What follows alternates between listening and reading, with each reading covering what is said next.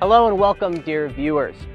As an American, I think I can say with confidence that there are certain things my country does well when it comes to cars. Chief among them, and the one we're probably best known for, is SUVs.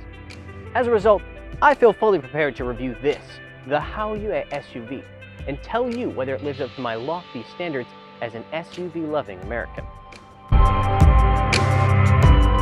The Haoyue is a 7-seat SUV, and the largest one offered by Chinese manufacturer Geely. Yes, it's pronounced Geely, not Geely.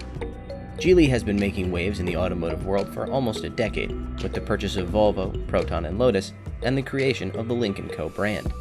Geely will soon begin exporting a version of the Haoyue to the Philippines, where it will be called the Okavango. The exterior styling on the Haoyue is pretty traditional SUV. That means broad shoulders and beefy presence. Here on the front end, we have the latest version of Geely's signature Cosmic Recall grille design, and I think it's the most handsome version yet. It looks as though the Geely badge was dropped into a pool of water, and these pieces here represent the ripples that ensued. I also like the little LED here. It's a kind of L shape. The headlights themselves also do a neat little party trick whenever you unlock the car. The sheer size of the Haoyue becomes apparent when it is viewed in profile. It might not stack up to the size of SUVs like America's Chevy Suburban, but it's plenty big for most roads. The proportions of the body are good, and it avoids the boring slab sides of many SUVs. But I must say that I wish the 18-inch wheels were a bit larger. I understand the benefits of these wheels in terms of ride comfort and price, but I think the overall look would benefit from 19 or even 20-inch alloys. Maybe a set of beefy off-road tires would balance the look a bit. The rear design of the Haoyue is simple but not simplistic. The rear taillight design is distinctive, especially when lit, and I like this aluminum look piece that connects the two. Now, Geely is pretty lucky in that their English name doesn't sound quite so strange to non-Chinese speakers' ears, especially compared to some other Chinese brands. This is a not insignificant benefit when it comes time for export. If we open up the electric tailgate on the Haoyue, you begin to see its real forte, and that is space. Lots and lots of space. If you lay down the second and third rows, you get 2,050 liters of space, plus underfloor storage compartments. Geely will even give you a custom air mattress that fits snugly inside. You can always put your cargo on the roof rails while you sleep soundly indoors. Here inside, touches like the big grab handles front and rear are intended to give you a sense of rugged capability, and I think that overall it succeeds. One of the things I really like about Geely models is the material quality and the fit and finish. Now, this applies to the Geely Jiaji that we drove earlier this year, and it also applies to the Haoyue. Now, don't get me wrong, this is a car that goes for between $15,000 and $21,000, so all the materials are not real aluminum and reclaimed wood, but it's pretty hard to find anything that's genuinely unpleasant to touch. For example, the materials here on the dashboard are soft touch and the kind of thing you would expect to see in much more expensive cars. Now, the only thing that reminds you of the more affordable price point is perhaps the silver elements here on the dashboard.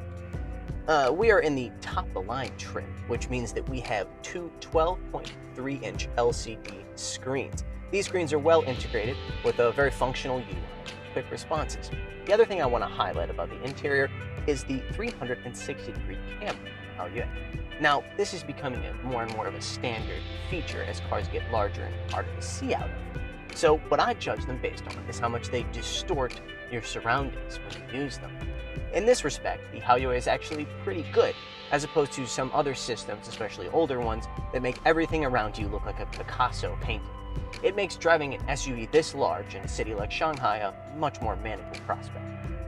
As a nature lover, I'm very excited by this giant 1.5 meter sunroof. Now, most sunroofs this large don't actually open, but the one in the Haoyue does. That means even backseat passengers can enjoy a little bit of sun. Speaking of backseat passengers, they have it pretty good. Seems like the Geely Hao Yue was designed with families in mind from the very start. Space back here is copious, and while it may look like a traditional bench seat, each of these three seats is independently adjustable. Second and third row passengers also have their own climate zone, and second row passengers have their own climate controls. Now, as a grown adult, I don't relish the idea of sitting in the third row of really any vehicle, but as someone that grew up in the back seat of a minivan, I have to say that I think you can do worse than the third row of the Haoyue. It helps that it has its own separate air vents and adjustable backrests. These are both things I desperately could have used during those long road trips of my youth. The Haoyue's powertrain diverges from the American tradition of V8s with a more practical 1.8-liter Turbo 4 connected to a 7-speed DCT. That engine puts out 184 horsepower and an impressive 300 Nm of torque. The Haoyue is front-wheel drive only, and despite its hill descent control, it makes no pretense about its off-roading skills. Geely doesn't offer an official 0 to 100 km/h time either, which, well, it makes sense. This is an affordable family SUV, so 0 to 100 times aren't really the point. The version that's headed to the Philippines will feature a 48-volt mild hybrid system called Electric Motor Synergy. That means a gas engine and an electric motor, so expect similar thrust and more fuel efficiency.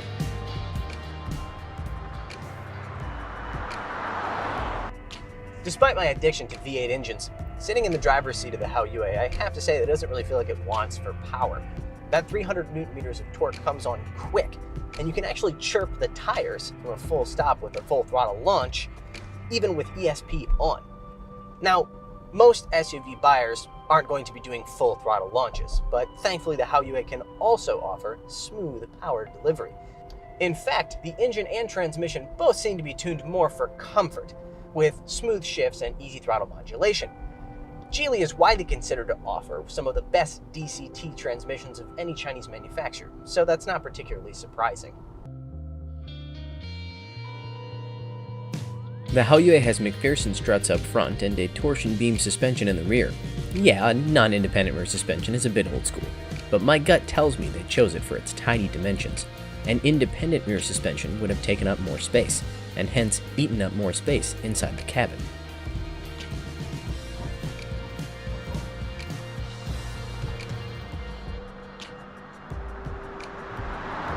If you like light steering, boy is the Haoyue the car for you. It makes low-speed maneuvering completely effortless. Of course, the trade-off is that the Haoyue doesn't have the same vault-like driving experience of, say, a German SUV. Having said that, it's also a quarter of the price of a similarly sized German SUV. The suspension, much like the engine and transmission, is definitely tuned more for comfort and will filter out even the most disastrous potholes and speed bumps. Overall, it essentially drives kind of like a Geely Jiaji on stilts, which, in this context, and trust me on this, is actually a good thing. Now, I love the idea of clambering down an off-road trail in a highly capable SUV just as much as the next enthusiast. But the reality is that for most buyers, an SUV should be practical above all else. That means being able to carry a lot of people and stuff with comfort. In terms of space per dollar spent, the Haoyue is a pretty impressive feat of engineering. So if you're not one of those people that gets really hung up on the idea of imaginary off-road adventures, the Haoyue will probably suit your needs just fine. If you're watching from the Philippines, you can look forward to seeing your version of the Haoyue, called the Okavango, later this month. That's all for today. Thanks for watching.